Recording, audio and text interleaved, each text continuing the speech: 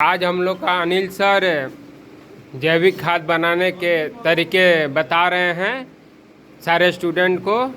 हम लोग इस पे सर का बात को ध्यान से सुनते हुए हम लोग सीखे इस चीज़ को कैसे क्या किया जाता है।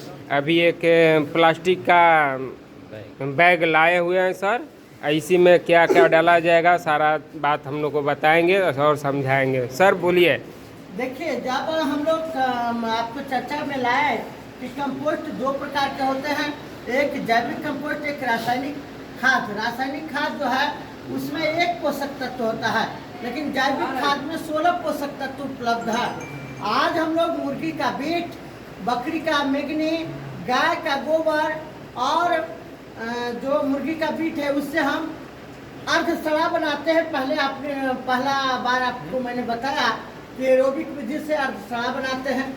जब वो गोबर अर्धसड़ा हो गया, मुर्गी का मीट अर्धसड़ा हो गया, तो और खेत का कचरा, घास, पत्ता, साग का, सब्जी का छिलका वगैरह वगैरह जो भी हमारे पास कचरा है जिसको हम फेंकते हैं, उसको इसमें मिला करके इस पीट के अंदर, इसको हम बोलते हैं HDPE वर्मी बेड। अगर आप के पास अपना जमीन जायदाद नहीं है तो आप इस तरह का वर्मी बेड में भी केचुआ पालन कर सकते हैं। इसके लिए उन्नत नस्ल का केचुआ का चयन किया जाता है, जैसा कि मैंने आपको पूर्व में बता दिया है। आइसिनिया फोर्टिडा, रेड बिगलर, टाइगर बार्म, रेड बार्म, लाल रंग का जो केचुआ है, ऑस्ट्रेलिया का रहने वाला है, वह जियोफेगस केचुआ है। वह ऊपर में रहता है, ऊपरी परत में रहकर 90% कार्बन खाता है, 10% मिट्टी खाता है, जो कि उसका प्रिय भोजन है गोबर। गाय का गोबर, मुर्गी का मीट और सुअर का मीट, बकरी का मेगनी। जो हमारे लिए बेकार का चीज़ है, जो दुर्गंध फैलाता है, बदबू देता है, कचरा है, जिससे हम कचरे से धन कमाने की यह योजना है।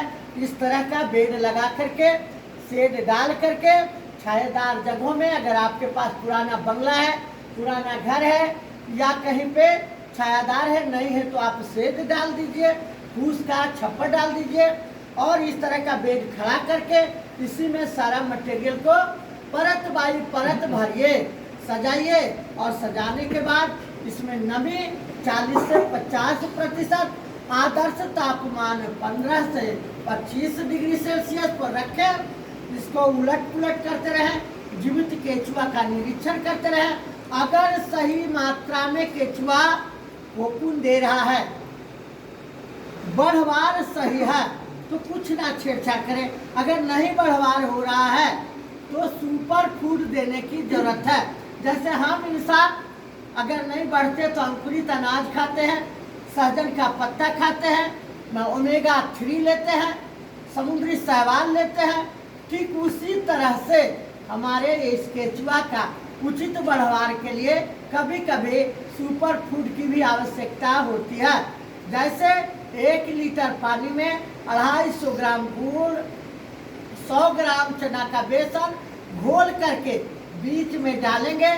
जिस तरह से मछली के तालाब में हम लोग मछली का दाना डालते हैं, सारी मछलियां वहाँ पे आ जाती है, ठीक उसी तरह से इसमें जितने भी केचुए हैं, जहाँ हम सुपर फूड डालते हैं, सारे के